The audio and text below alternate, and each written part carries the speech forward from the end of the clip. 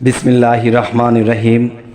হে জগৎবাসী, হে মুসলিমগণ, হে মুসলমান সকল স্ত্রীলোক এবং যৌবনপ্রাপ্ত বা যে মধ্যবয়সী নারীদের জন্য একটি সুখবর। সেটি হলো, দেখা যায় কোনো কোনো মেয়ে মানুষ যখন যৌবনপ্রাপ্ত হয় তাদের ঋতুস্রাব হইতে শুরু করে, এর কিছুদিন পর থেকে দেখা যায় যে তার অনেক বেদনা হয়। মানে এমনই বেদনা হয় যে বেদনার কারণে একেবারে মাটিতে গড়াগড়ি করে, অনেক কষ্ট হয়। এরপর দেখা যায় হয়তো ট্যাবলেট খেলো বা এটা সেটা ওষুধ সেবন করার পরে কিছুটা কমলো, কিন্তু পরের মাসে কিন্তু আবারও এই জিনিসটা দেখা দেয়। তখন কিন্তু এই মেয়ে মানুষটির অনেক কষ্ট হয়। তখন আল্লাহ কি বলেছে যে আমার যে নাম, তোমরা আমার নামের সাহায্য নাও, তবে অবশ্যই তোমরা এই ব্যথা হইতে মুক্ত হবে। এবং আরেকটি কথা হলো, যারা এই ব্যথা নিয়ে চলে, আর এই ব্যথাটির নাম কি, যখন ঋতুস্রাব হয় তখন এই ব্যথাটির নাম কি? ব্যথাটির নাম হলো বেদনাবাদক। এই ব্যথাটি খুবই মারাত্মক।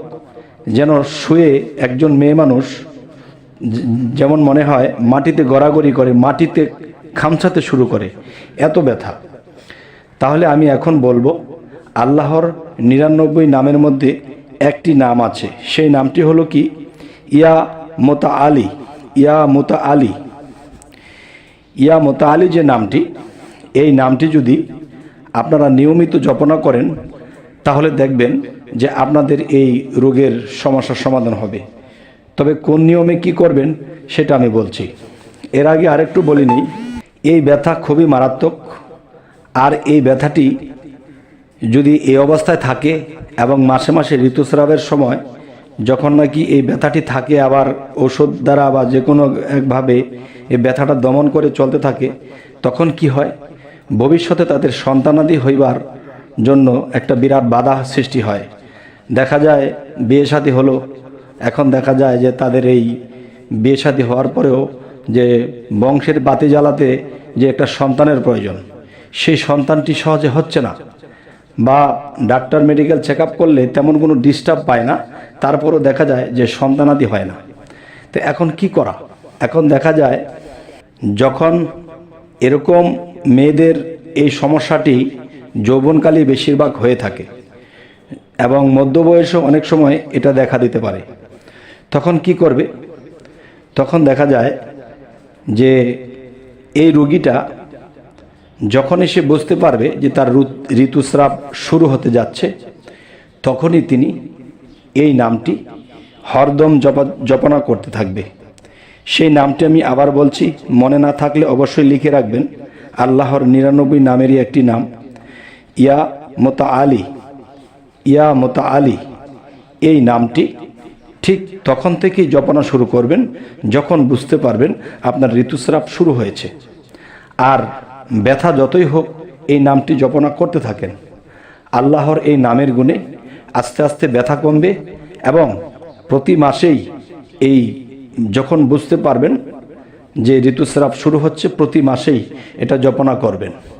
এর মধ্যে মাসের মাঝখান দিয়েও আপনি কিছুক্ষণ জপনা করবেন, এবং বিশেষ করে যে যখনই শুরু হবে ঋতুস্রাব তখনই এই নামটা বেশি বেশি জপনা করতে থাকবেন। ইনশাআল্লাহ আল্লাহর এই নামের গুণে আগুন হয়ে যায় পানি। আল্লাহর এই নামের গুণে বিপদ মুক্ত হয়। আল্লাহর এই নামের গুণে আল্লাহ ব্যথা মুক্ত করে দেন। আল্লাহর এই নামের গুণে, আল্লাহর এই মোতা আলী নামের গুণে আল্লাহ তার সুষ্ঠু জীবন দান করেন। তবে হে জগতবাসী, যে অনেকে অনেক ব্যথা বেদনা হলে সে আল্লাহর নামটুকু ভুলে যায়, খবরদার ভুলবেন না। যদি আপনি ভুলেন তাহলে আল্লাহও ভুলে। যেমন একটি কথা আছে, ফাজকুরুলি আশকুরুকুম আশকুরুলি ওয়ালা তাকফুরুন, যে তুমি যদি আমাকে স্মরণ করো তাহলে আমি তোমাকে স্মরণ করি, তুমি যদি আমার দিকে অগ্রসর হও তাহলে আমি তোমার দিকে অগ্রসর হই। তবে আমি যদি ভুলবো তো তিনিও তো ভুলবে। তাই বলবো কি, স্মরণের মরণ নেই। একটি কথা, সেটা কি, আল্লাহকে যদি কেউ স্মরণ করে তার মরণ নেই। আর সেই মরণ কি?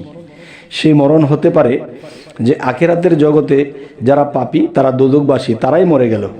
আর যারা আখিরাতের বিচারে যারা উত্তীর্ণ হলো তাদের আর মৃত্যু হবে না, তারা চিরকাল আল্লাহর জান্নাতেই থাকবে, সুখেই থাকবে। তবে হে জগতবাসী, যে ঠিক ওই সময়টিতে এই নামটি বলবেন না। আবারও বলছি, ইয়া মোতা আলী, ইয়া মোতা আলী, এই নামটি। তবে আমাদের চ্যানেলের আলোচনা আপনাদের কেমন লাগে, ভালো লাগলো কি খারাপ লাগলো অবশ্যই জানাবেন। এবং যদি উপকৃত হন তাহলে কি করবেন, যে আমাদের আরও আলোচনা পেতে আপনারা সাবস্ক্রাইব করে রাখুন যারা নতুন আছেন। এবং যদি মনে করেন যে আমাদের রোগটা ভালো হয়েছে, তাহলে গরিব মিসকিনকে পেট ভরে খাইয়ে দেবেন। সকলে ভালো থাকবেন। আল্লাহ হাফিজ।